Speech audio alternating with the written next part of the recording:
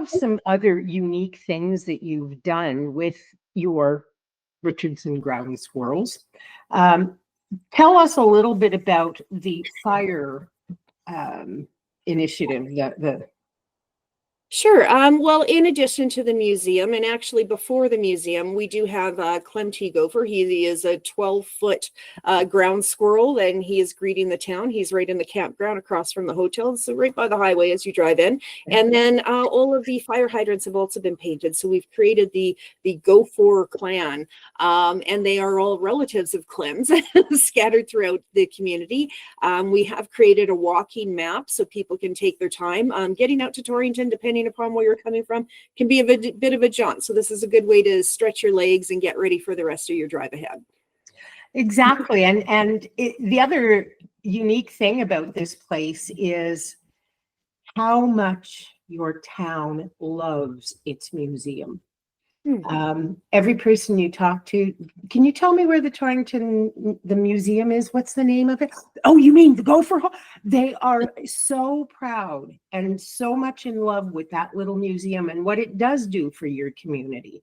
That's that wonderful small town atmosphere. That is, and that's what I was going to say. That's just how small towns are. I've had people that come up. We lost the gas station about 3 years ago. And so people they'll read on Google that we have a gas station, and we no longer have a gas station, but Google remains that we have a gas station. And so I will have people at the museum and they're running low. And, it's as simple as starting to call people, and people are bringing up jerry cans worth of gas, and the visitors are offering them money. And they're like, no, this is what we do. This is small town Alberta. This is how we treat people. And that's part of one of the reasons that I think people do take such pride in the museum, no matter which their walk of life is in the community, is that it really demonstrates that Alberta small town grit, if you will. I mean, it's a highly improbable idea. It's absolutely crazy. It's crazy that so many people come. And yeah, it's really wonderful to see that the whole community at the time got behind it. It's a different community now, but people still appreciate that it's there. But yeah, just to see that it represents everything that we'd like to say about ourselves, that we are creative, that we're unusual, we're quirky, we're innovative, and we're determined, and most of all, resilient. And I think that's the resiliency is something that everybody wants to encapsulate some way in their life. But I think on a whole, that's what being Albertan is. No matter how you feel about politics and religion and everything else, is that we keep going. And yeah, that's how I'd like to kind of envision the museum, not only reflecting Torrington, but the province as well, and maybe even Canada. Yeah, I think you might be well right there. You have mentioned that there might be some plans or some goals towards new building or expanding the museum. Yeah, well, this has changed since the last time I talked to you. Well, not really. I mean, we desperately need, we're in deep trouble infrastructurally. They wanted to make it affordable to everyone, which it still is. It's absolutely still affordable to everyone. But their whole goal was to bring people into the community when we still had businesses to support. And now there's not too many businesses to support. So initially it was $2 for adults, and children were free. And they did this for decades. So you can imagine there wasn't a heck of a lot in the coffers when I took over. So my last couple of years have been focused on just kind of building it so that we're comfortable. But the issues are, the buildings are both heritage buildings. One is about 110 years old. It's an original one-room schoolhouse and later a teacherage. And the second is one of the grain elevator offices. So it's about 70 years old. Both are incredibly important to the history of the community. However, neither one was meant to be used past its shelf life, and they are long past their shelf life. And we need space to expand as well. So the buildings are in trouble.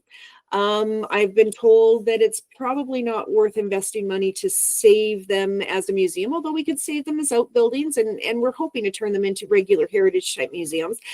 Applying for grants, so far we haven't been successful. This is actually a really dire situation for the museum at this point. It's not going to last much longer if we do not get a new building. Yeah, so yeah, it's a very it's a lot of pressure and because people love this place. So we don't want to see it closed even for 1 year or 2 years, but this is the reality that we're facing right now. And it's not unlike a lot of other museums. Right. Everybody's kind of tapped out, especially small town museums. And we're not in the same boat. We have people coming, and that's wonderful. We just don't have new building kind of money. That's a whole different stream of things. But you have 300 and some odd museums in Alberta all applying for the same small amount of money, and that pool gets smaller and smaller every year. So yeah, a lot of museums are in trouble, and I would really support anybody. If you can't help support our museum, go out and support your own. They need help. Absolutely. And then in an ideal world, the resolution would be that you would be deemed at least public service use property, because basically that's what a museum is, public service. And you would find an appropriate building to be able to move your dioramas into, and keep moving forward, repair, refurbish the buildings so that they can be there as stalwart stanchions for the next 100 years. Yeah, I have great plans, just no money.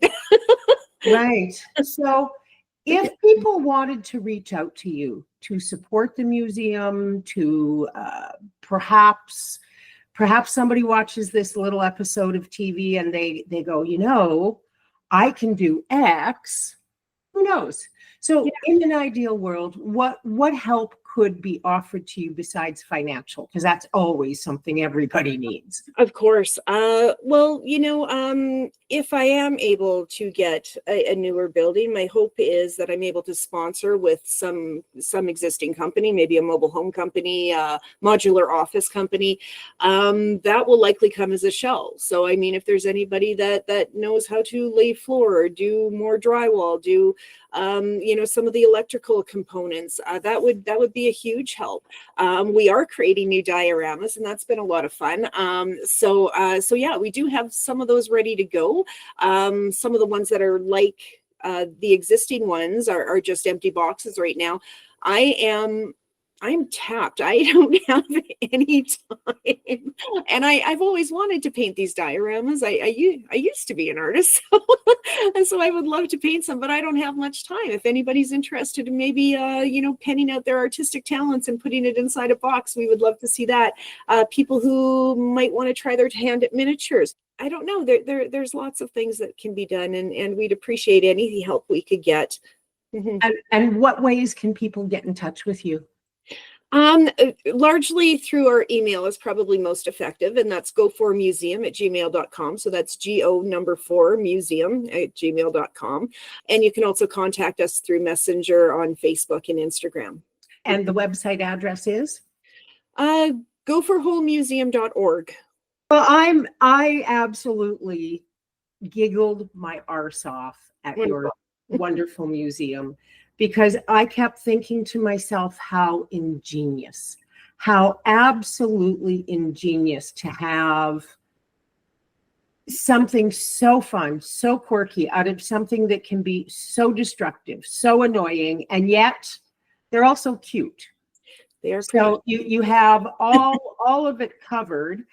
And, the various people over the years that have made those dioramas have obviously had some pretty bent senses of humor, which fit right into that whole country way of life. Something in the water.